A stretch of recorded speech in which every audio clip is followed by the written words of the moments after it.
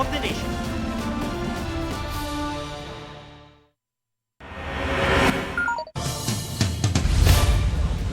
Inambahan at pinagsusuntok ng mga nagtitinda sa palengke ang rider na yan sa Malolos, Bulacan. Ayon sa pulisya, nagkaroon ng pagtatalo sa pagitan ng rider at mga nagtitinda. Hindi raw pumayag ang mga tindero na pumarada ang rider dahil maharangan ang kanilang mga paninda. Sumuko na sa pulisya ang mga nambugbog. Ayon naman sa pinuno ng grupo, ininsulto sila ng rider kaya naggalit ang mga tindero. Itinanggi ito ng rider at iginiit na saglit lang siya na nakaparada sa lugar ng pagtulungan. Bago ngayong gabi, 6 ang patay sa salpukan ng pampasaherong bus at multicab sa Ragay, Camarines Sur. Ayon sa pulisya, mga kawani ng lokal na pamahalaan ng bayan ng Lupi ang mga nasawi. Sakay sila ng multicab at mag-outing sana nang magkasalpukan sa bus galing Maynila sa Andaya Highway. Patuloy ang retrieval sa kanilang mga labi. Agad bumaba ang presyo ng krudo sa world market matapos magkasundo ang Amerika at Iran na magkaroon ng 2 linggong ceasefire. Pero ang kalbaryo ng mga Pilipino sa napakamahal na langis, inaasahang magtatagal pa. Kung bakit, alamin sa report ni Chino Gaston. Mula noong girahin ng Amerika at Israel ang Iran noong February 28, halos buong mundo ang nalugmok sa krisis nang maparalisa ang supply ng langis. Sunod-sunod na sumirit ang oil prices sa Pilipinas pati sa ibang bansa. Kasunod ng pagsasara ng Strait of Hormuz na daanan ng 20% ng oil supply ng buong mundo. Mahigit 1 buwan mula nang sumiklab ang gyera, tigil muna ng 2 linggo ang putukan. Inanunsyo yan ni US President Donald Trump halos 2 oras bago mapaso ang kanyang deadline para makipagsundo ang Iran. Ayon kay Trump, isa itong double-sided ceasefire na napagkasunduan sa pamamagitan ng mga leader ng Pakistan. Naglatag daw ng 10-point proposal ang Iran. Ilan dito ay dati nang tinanggihan ng Amerika, pero may ilan ding napagkasunduan na ng 2 bansa. Sabi naman ng Iran, natalo ang Amerika at tinanggap nito ang kanilang mga kondisyon. Sagot dito ng White House, napapayag umano ni Trump ang Iran na buksan ang Strait of Hormuz. Magpapatuloy raw ang mga negosasyon. Kasunod ng anunsyong ceasefire, bumaba ang presyo ng krudo sa world market mula sa mahigit $100, $94 to $96 na ito kada bariles. Lumakas din ang piso kontra dolyar. Sa unang pagkakataon nitong nakalipas na 2 linggo, bumalik yan sa 59 peso level.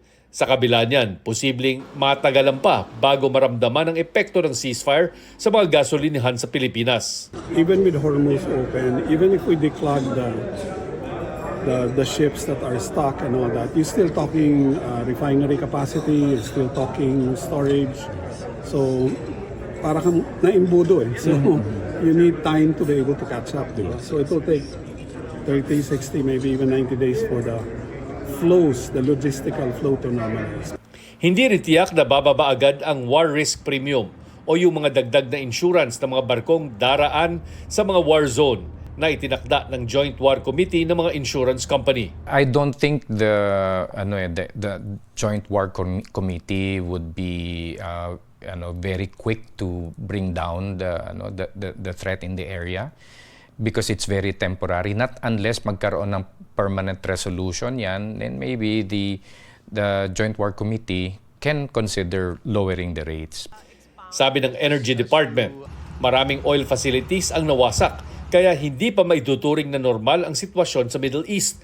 Posible pa rin daw na umabot sa 200 pesos kada litro ang langis. If the war stops today, will the 20% be able to deliver? I think it will take some months because most of the infrastructure, especially LNG, has been destroyed.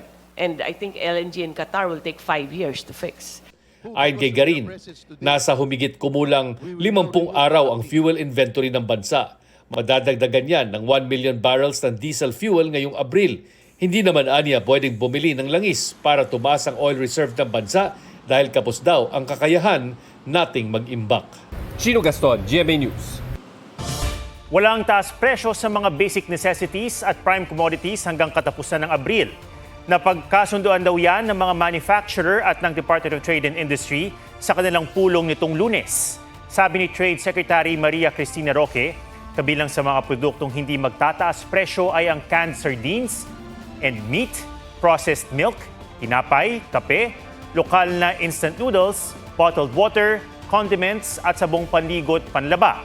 Hindi rin daw kailangan mag-panic buying dahil sapat ang supply ng mga ito. Maigpit din daw nilang ipatutupad ang suggested retail price o SRP sa basic commodities. Pinatawan ng cease and desist order ng Land Transportation Office ang organizer ng isang motorcycle challenge na nagdulot ng kabi-kabilang aksidente sa Mindanao. Ibig sabihin, bawal nang mag-organisa ng anumang uri ng Motorcycle Endurance Challenge ang organizer na BMW Owner Society of Safe Riders Inc. o BOSS. Sa 32 driver na inisyuhan ng show cause orders, 17 ang sinuspinde ng 3 buwan. Isa naman ang pinagbawalan ng makakuha ng driver's license. May mga pinarusahan din sa iba't ibang paglabag. Isang nasawi at 12 ang nasugatan sa kabi-kabilang aksidente sa Motorcycle Challenge noong Pebrero. Isa na namang insidente ng pagtakas matapos magpagas. Nangyari yan sa El Salvador City, Misamis Oriental. Ayon sa tauhan ng gasolinahan, umabot sa mahigit 7,000 pesos na halaga ng diesel ang pinakarga ng driver. Nakita pa raw ng kanyang kasamahan na tumatawa ang driver habang patakas. Naharang kinagabihan sa Iligan City ang sasakyan. Ayon sa nakarehistrong may-ari ng sasakyan na inabutan ng mga pulis, wala siyang alam sa insidente. Hindi raw siya ang nagmamaneho noong mga panahong iyon. Nagkausap na ang may-ari ng sasakyan at ang gasoline boy. Nabayaran na rin ang ikinargang diesel sa SUV. Sa Quezon City, tinanggal na ng Bureau of Fire Protection ang tangking nabistong pinagsasalina ng diesel sa isang residential area. Bago kalasin ay tinanggal o pinasipsip muna ang laman nitong krudo na ayon sa BFP ay nasa 12,000 litro. Nauna nang sinabi ng BFP na mapanganib ang pag-imbak ng petrolyo, lalo't posible itong magdulot ng sunog. Napipilitan ng magwag munang magtanim ang ilang magsasaka dahil sa mahal na langis na kailangan para sa patubig. Ang ilan naman, palugi ng ibinenta o kaya ipinamimigay na lang ang kanilang mga ani. May report si Ian Cruz.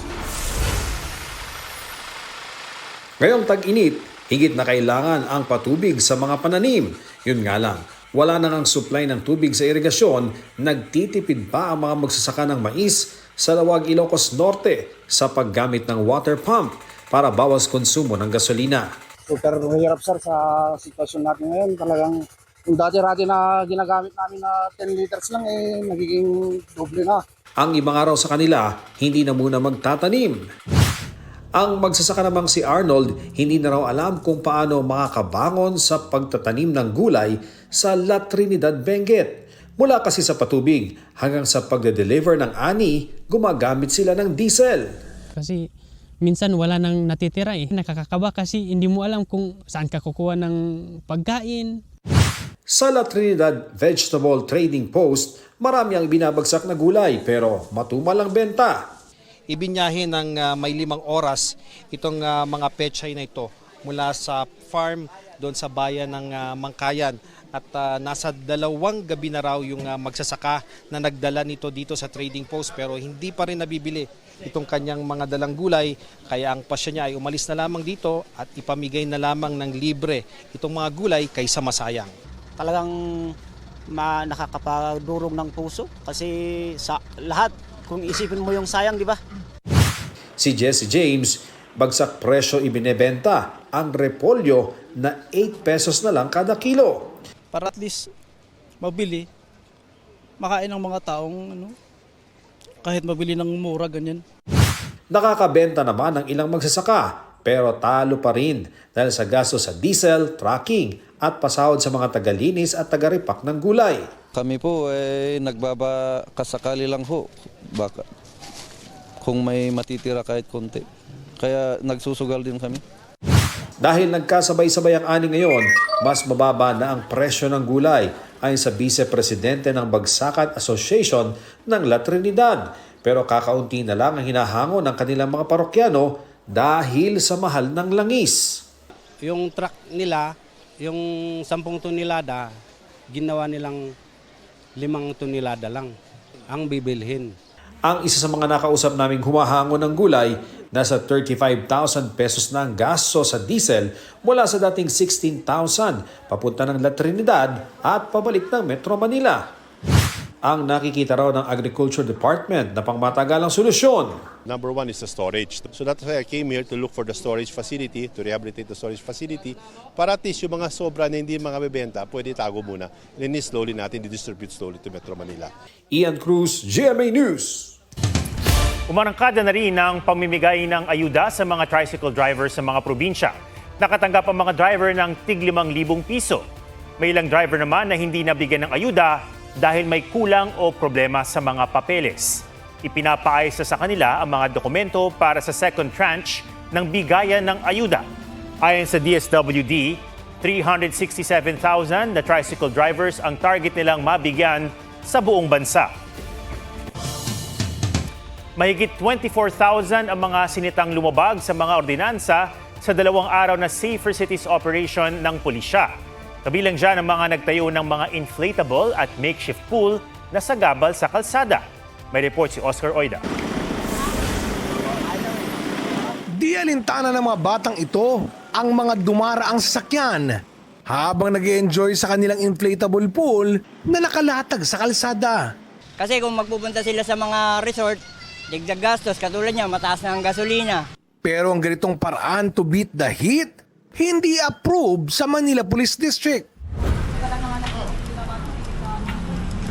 Nito lang Lunes, pinagbabaklas ng pulisya ang ilang inflatable pool sa kahabaan ng Kapulong Street sa Tondo.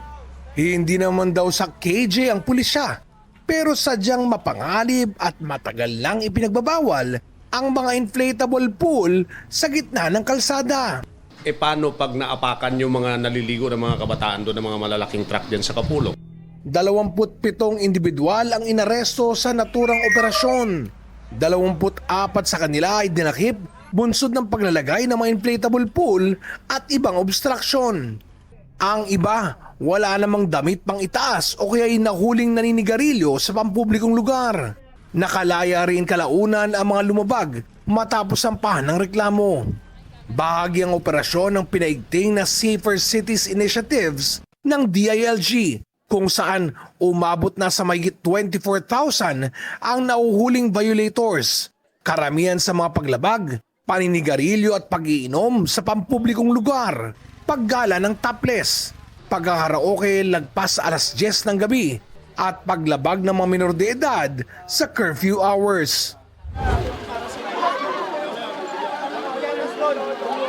Gaya ng mga kabataang ito sa Maynila na nag-iiyakan ng damputin ng mga otoridad. Sa Taguig City, namatay ang isang lalaking tumakas nang maaktuhan siya at 4 na kasamahang gumagamit ng iligal na droga. Ayon sa pulisya, tumalon mula sa bintana sa ikalawang palapag ng bahay ang lalaki. Umamin ang isa niyang kasama sa paggamit ng droga. Bigla may gumalabog doon sa labas, sa kabila po ng bahay sa gilid. Hindi ko na nawala kung ano po nangyari dahil huli na po ako nila eh. Biktima na kami ng droga. Oscar Oida, GMA News. Nagsorry ang Diocesan Shrine of the Immaculate Conception sa Malabon kaugnay sa paggamit nila sa Easter salubong ng buhay na kalapati na inunat sa patpat at mga pakpak at pinalipad sa mga lobo. Anila, matagal nang ginagamit ang buhay na kalapati bilang mas ligtas na alternatibo sa batang nakadamit na anghel na karaniwang tagpo tuwing salubong. Humingi rin sila ng paumanhin kay Caloocan Bishop Pablo Virgilio Cardinal David na una nang humingi ng tawad sa nangyari. Bagamat naroon daw ang kardinal, tanging ang pag-alis lamang ng belo ang nakita niya. Sa hiwalay na pahayag, humingi rin ng tawad ang Diocese of Caloocan sa insidente. Ipatitigil na raw nila o ipatitigil na raw ng parokya sa Malabon ang ganitong kaugalian. Wala na rin daw pagpapalipad ng mga lobo. Sa halip ay pakakawalan na lang ang kalapati matapos ang unveiling. Muli itong inalmahan ng Philippine Animal Welfare Society o PAWS. Git nila, may tuturing na krimen ang paggamit ng hayop bilang props. Hindi raw sila mangingiming magsampa ng kaso na paglabag sa Animal Welfare Act sakaling maulit ito. Naghain si Vice President Sara Duterte sa Korte Suprema ng petisyon para pigilan ang mga impeachment proceeding ng House Committee on Justice laban sa kanya. Hiniling ng bise na maglabas ang SC ng temporary restraining order at kalaunan ng injunction. Unconstitutional daw ang proceedings. Natanggap na ng komite ang kopya ng petisyon na ayon sa ilang membro nito ay dapat ibasura ng Korte Suprema. Nauna nang naghain ng petisyon sa SC ang mga abogadong kilalang kaalyado ni Duterte para pigilan ang impeachment proceedings ng Kamara. Kinonsolidate na ng SC ang mga petisyon at inutusan ng SC ang Justice Committee na sagutin ang mga petisyon sa loob ng 10 araw. Samantala, pinabigyan din ng Manila Regional Trial Court ang hiling ng komite na tumistigo sa pagdinig sa April 14 si Ramil Madriaga. Si Madriaga ang nagpakilalang dating aide at umano'y bagman ng bise. Kasalukuyan siyang nakadetine dahil sa kasong kidnapping. Hindi pa tapos ang laban, yan ang pinatunayan ng De La Salle College of St. Benilde sa Game 2 ng Men's at Women's Volleyball Finals ng NCAA Season 101. Kahit na naungusan ng Mapua Cardinals sa Game 1, di nagpatalo ang Benilde Blazing Spikers. Wagi rin ang Benilde Lady Blazers laban sa Letran Lady Knights. Nakatakda ang do-or-die Game 3 ng Men's at Women's Volleyball Finals sa Biyernes. Another check para sa extreme trip ni Mikey Quintos. Nag-skydive siya sa Hawaii. Enjoy rin ang Sangre Star sa pag-explore ng China Walls. At Kowaloa Ranch. Extra sweet sina Dustin Yu at Bianca De Vera sa kanilang Taiwan trip. All smiles si Bianca sa amazing scenery at napasabi pang it's so beautiful here. Tila napag-agree si Dustin sa hiwalay na post. Ang mala prenup snaps, hard launch na nga ba? Kapuso Drama King Dennis Trillo reunited sa creators ng award-winning film na Green Bones. Ibinahagi ni GMA Network Senior Vice President for Public Affairs and Executive Vice President for GMA Pictures, Nessa Valdeleon, na literally and figuratively, the A-Team is back. Looking forward ang netizen sa tila bagong proyekto, kabilang na si Ruru Madrid. Aubrey Carambel, GMA News.